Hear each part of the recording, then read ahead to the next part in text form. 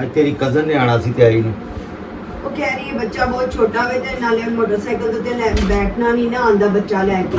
ਕੁਝ ਬੱਚੀਆਂ ਹੁੰਦੀਆਂ ਨੇ ਜਿਨ੍ਹਾਂ ਨੂੰ ਨਹੀਂ ਆਂਦਾ ਬਹਿਣਾ ਤੇ ਇਸੇ ਲਈ ਉਹ ਕਹਿੰਦੀ ਪਈ ਹੈ ਕਿ ਨਹੀਂ ਮੈਂ ਨਹੀਂ ਆ ਸਕਦੀ। ਇਹਦੇ 'ਚ ਕਿਹੜੀ ਕੋਈ ਰਾਕਟ ਸਾਇੰਸ ਹੁੰਦੀ ਆ? ਸਾਰੀ ਦੁਨੀਆ ਨੂੰ ਵੇਖਦੇ ਆ ਤੇ ਸਾਡੇ ਬੱਚੇ ਨਹੀਂ। ਹਾਂ ਅਸੀਂ ਤੇ ਲੈ ਕੇ ਜਾਂਦੇ ਰਹੇ ਆ। ਉਹ ਇੰਨਾ ਵੀ ਨਹੀਂ ਹੁੰਦਾ ਕਿ ਮਾਂ ਨੂੰ ਬੱਚਾ ਉੱਤੇ ਗੋਦ ਵਿੱਚ ਫੜ ਕੇ ਤੇ ਬਹਿਣਾ ਨਾ ਆਵੇ। ਹੁਣ ਜਿੰਨਾ ਕੋਲ ਹੈ ਹੀ ਮੋਟਰਸਾਈਕਲ ਤੇ ਉਹ ਕਿੱਥੇ ਕਿੱਥੇ ਉਹ ਕਿ 2 3 4 ਸਾਲ ਜਿੰਨੀ ਦੇਰ ਤੱਕ ਉਹ ਬੱਚਾ ਟੁਰੇ ਨਾ ਉਨੀ ਦੇਰ ਤੱਕ ਬਾਹਰ ਹੀ ਨਾ ਨਿਕਲੇ। ਸਾਰੀ ਦੁਨੀਆ ਫੇਰਦੀ ਹੈਗੀ। ਉਹ ਡਰ ਜਿਹੜਾ ਅੰਦਰ ਬੈਠਾ ਹੁੰਦਾ ਬੰਦਾ ਵੇਖ ਲੈਂਦਾ ਸਿੱਖ ਲੈਂਦਾ। ਅਸੀਂ ਵੀ ਤੇ ਅਸੀਂ ਕੋਈ ਬੱਚਾ ਫੜਨ ਦੇ ਟ੍ਰੇਨਡ ਸਾਂ? ਨਹੀਂ ਜੀ ਨਹੀਂ। ਸਾਡੇ ਬੱਚੇ ਹੋਏ ਨੇ ਤੇ ਅਸੀਂ ਮੇਰਾ 2 ਮਹੀਨਿਆਂ ਦੇ ਬਲਕਿ ਛਿਲੇ ਦੇ ਵਿੱਚ ਵੀ ਜਦੋਂ ਡਾਕਟਰ ਦੇ ਉੱਤੇ ਟੀਕੇ ਲਵਾਉਣ ਜਾਂਦੇ ਰਹੇ ਆ ਤੇ ਸਾਰਾ ਕੁਝ ਮੋਟਰਸਾਈਕਲ ਤੇ ਜਾਂਦੇ ਰਹੇ। ਸਾਡੇ ਕੋਲ ਕਿਹੜੀਆਂ ਗੱਡੀਆਂ ਸੀ?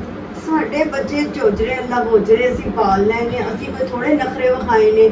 ਨਹੀਂ ਪਹਿਲੇ ਬੱਚੇ ਵਾਰੀ ਤੇ ਸਾਨੂੰ ਵੀ ਡਰ ਲੱਗਦਾ ਸੀ ਬੜੀਆਂ ਚੀਜ਼ਾਂ ਤੋਂ ਤੇ ਅਸੀਂ ਯਾਦ ਨਹੀਂ ਹੈਗਾ ਦੁੱਧ ਜਿਹੜਾ ਡਰਦੇ ਮਾਰੇ 1-2 ਵਾਰੀ ਮੋਸ਼ਨ ਲੱਗੇ ਜਾਂ ਪੇਟ ਹੀ ਦਰਦ ਹੋਈ ਜਾਂ ਗੈਸ ਹੋ ਗਈ।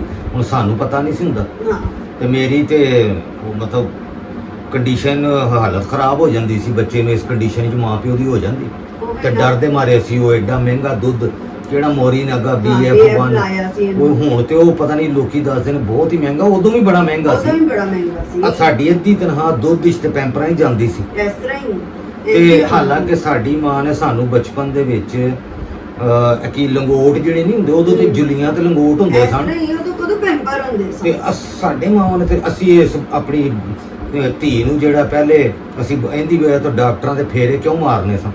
ਕਿਉਂਕਿ ਅਸੀਂ ਡਰਨੇ ਸਾਂ। ਪਹਿਲਾ ਬੱਚਾ ਸੀ। ਅਸੀਂ ਕਿਸੇ ਨੂੰ ਚੁੱਕਣ ਨਹੀਂ ਸੀ ਦਿੰਦੇ, ਚੁੰਮਣ ਨਹੀਂ ਸੀ ਦਿੰਦੇ, ਫਿਰ ਚੂਸਣੀ ਮੂੰਹ 'ਚ ਨਹੀਂ ਕੋਈ ਚੀਜ਼ ਨਹੀਂ ਮੂੰਹ 'ਚ ਪਾਣ ਦਿੰਦੇ ਸਾਂ ਕਿ ਇਹਨੂੰ ਜਮਜ਼ ਲੱਗਣਗੇ, ਇਹ ਹੋਏਗਾ ਉਹ ਹੋਏਗਾ।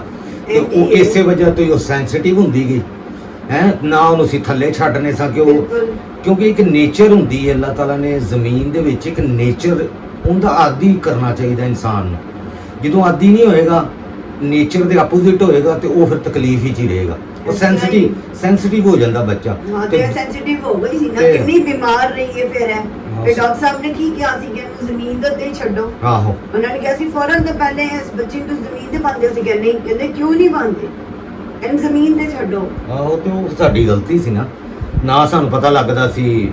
ਉਹ ਰੋਂਦੀ ਸੀ ਕਿ ਇਹਨੂੰ ਹਸਲੀ ਦਰਦ ਹੈ ਜਾਂ ਹਸਲੀ ਪੈ ਗਈ ਹੈ। ਹਾਂ ਤੇ ਅਸੀਂ ਡਾਕਟਰਾਂ ਤੇ ਲੈ ਕੇ ਭੱਜਨੇ ਸਾਂ 4-4 ਹਜ਼ਾਰ ਫੀਸ ਤੇ 2-2 ਹਜ਼ਾਰ ਫੀਸ ਇਸ ਤਰ੍ਹਾਂ ਹੀ। ਤੇ ਉਹ ਮੁੜ ਕੇ ਉਹ ਮੰਮੀ ਨੇ ਦੱਸਿਆ ਸੀ ਮਾਮੀ ਜ਼ਾਦਾ ਨੇ ਕਿ ਜੀ ਇਹਨੂੰ ਹਸਲੀ ਪਈ ਹੋਈ ਹੈ 2 ਦਿਨ ਤੋਂ ਤਾਰ ਹੁੰਦੀ ਪਈ ਹੈ। ਹਾਂ ਅੱਲਾ ਜੰਨਤ ਬਖਸ਼ੇ ਉਹਨਾਂ ਨੇ ਫਿਰ ਕੱਢੀ ਸੀ ਇਹਦੀ। ਉਹਨਾਂ ਨੇ ਜ਼ਰਾ ਜਿਹਾ ਤੇਲ ਮਲ ਕੇ ਤੇ ਇਸ ਤਰ੍ਹਾਂ ਕੀਤਾ ਤੇ ਉਸੇ ਵੇਲੇ ਚੁੱਪ ਹੋ ਗਈ। ਉਸ ਤੋਂ ਬਾਅਦ ਰੋਈ ਨਹੀਂ। ਫਿਰ ਜਦੋਂ ਵੀ ਇਹ ਬਹੁਤਾ ਰੋਂਦੀ ਸੀ ਅਸੀਂ ਉਹਨਾਂ ਕੋਲ ਲੈ ਜਾਂਦੇ ਸਾਂ।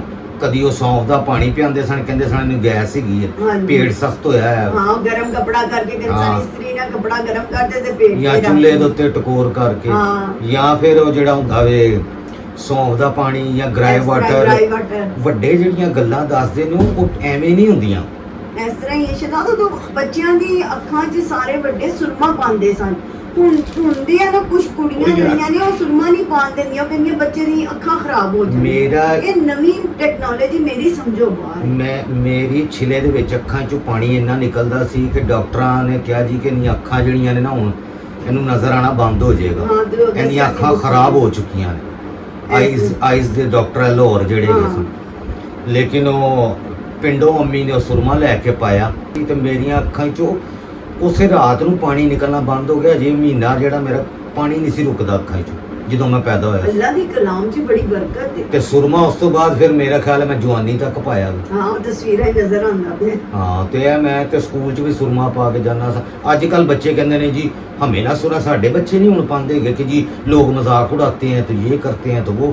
ਇਹਦੀ ਵੇ ਤੋਂ ਅੱਖਾਂ ਵੀ ਤੇਜ਼ ਹੁੰਦੀਆਂ ਨੇ, ਰੋਸ਼ਨੀ ਕਮਜ਼ੋਰ ਨਹੀਂ ਹੁੰਦੀਆਂ। ਅੱਜ ਕੱਲ ਹਰ ਬੱਚੇ ਨੂੰ ਐਨਕ ਲੱਗੀ ਹੋਈ। ਉਹਦੀ ਵਜ੍ਹਾ ਕੀ? ਮੋਬਾਈਲ। ਉਹਦੀ ਵਜ੍ਹਾ ਮੋਬਾਈਲ ਨਹੀਂ।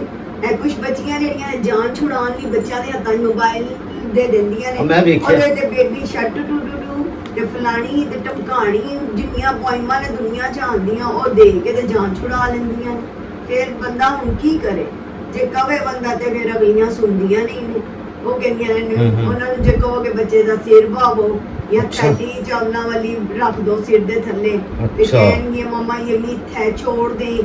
आपको नहीं पता ले जिन्हें इन्ने बच्चे पाले उन्हें कुछ पता ही नहीं है ਸਹੀ ਕਹਿ ਰਹੇ ਇਹ ਕੋਈ ਗੱਲ ਨਹੀਂ ਹੈ ਵਾਲਾ ਮੈਂ ਤੇ ਅੱਜ ਕੱਲ੍ਹ ਦੀਆਂ ਜਿਹੜੀਆਂ ਬੱਚੀਆਂ ਕੁਝ ਜਿਹੜੀਆਂ ਹੈਗੀਆਂ ਨੇ ਮੈਂ ਜਿਨ੍ਹਾਂ ਨੂੰ ਜਾਣਦੀ ਹਾਂ ਸਾਡੇ ਜਾਣਨ ਵਾਲੀਆਂ ਨੇ ਉਹਨਾਂ ਦੀਆਂ ਤੇ ਗੱਲਾਂ ਸੁਣ ਸੁਣ ਕੇ ਮੈਂ ਹੈਰਾਨ ਹੁੰਦੀ ਹਾਂ ਸੱਸਾਂ ਨੂੰ ਕੋਈ ਕੰਮ ਹੀ ਨਹੀਂ ਕਰਨ ਨਾ ਸਿਰ ਦੁਬਾਨ ਦੇਣਗੀਆਂ ਨਾ ਇਹ ਹੋਣ ਤੋਂ ਦੁਬਾਨ ਦਿੰਦੀਆਂ ਨੇ ਉਹ ਬੱਚਿਆਂ ਦੇ ਏਡੇ ਏਡੇ ਤੋਰੀ ਜਿੰਨੇ ਸਿਰ ਹੋਈ ਜਾਂਦੇ ਨੇ ਤੇ ਮੁੜ ਕੇ ਫਿਰ ਕਹਿਣਗੀਆਂ ਮੰਮਾ ਇਹ ਦੇਖੋ ਤੇ ਪਹਿਲੇ ਗੱਲ ਸੁਣਦੀਆਂ ਨਹੀਂ ਨੇ ਤੇ ਜਦੋਂ ਬੱਚਿਆਂ ਦੀਆਂ ਨਜ਼ਰਾਂ ਕਮਜ਼ੋਰ ਹੋ ਜਾਂਦੀਆਂ ਨੇ ਤੇ ਉਦੋਂ ਫਿਰ ਪੁੱਤਰ ਮਾਂ ਨੂੰ ਕਹਿੰਦੇ ਨੇ ਅੰਮੀ ਤੁਸੀਂ ਤੇ ਦੇਖ ਲੈਂਦੇ ਅੰਮੀ ਕੀ ਦੇਖਦੀ ਅੰਮੀ ਨੂੰ ਤਾਂ ਹੁਕਮ ਨਹੀਂ ਹੁੰਦਾ ਅੰਮੀ ਨੂੰ ਕਹਿ ਦਿੱਤਾ ਜਾਂਦਾ ਵੇ ਕਿ ਆਪਕੋ ਨਹੀਂ ਪਤਾ ਤੇ ਬੰਦਾ ਹੁਣ ਕੀ ਕਿਸੇ ਨੂੰ ਗੱਲ ਕਰੇ ਅੱਜ ਕੱਲ ਤੇ ਭਾਈ ਕਿਸੇ ਨੂੰ ਗੱਲ ਬੰਦਾ ਕਰ ਹੀ ਨਹੀਂ ਸਕਦਾ ਕੱਲ ਨੂੰ ਪਤਾ ਨਹੀਂ ਆਪਣੇ ਬੱਚਿਆਂ ਨੂੰ ਵੀ ਅਸੀਂ ਇਹ ਗੱਲ ਕਰ ਸਕਨੇ ਆ ਕਿ ਨਹੀਂ ਇਹ ਹੁਣ ਕੀ ਲਾਈ ਹੈ ਤੁਸੀਂ ਸਹੀ ਕਹਿ ਰਹੇ ਤੇ ਹਮਲਾ ਰਾਤ ਨੂੰ ਕੀਤਾ 400 ਮਜ਼ਾਇਲ ਹਾਏ ਮਰ ਜੀ ਉਹ ਬੱਬਰ ਸ਼ੇਰ ਚੀਤਾ ਲੱਗਾ ਉਹਦਾ ਜੋੜ ਹੀ ਕੋਈ ਨਹੀਂ ਭਾਈ ਖਾਮਨ ਆਈ ਦਾ ਕੋਈ ਜੋੜ ਨਹੀਂ ਸ਼ੇਰ ਦਾ ਬੱਚਾ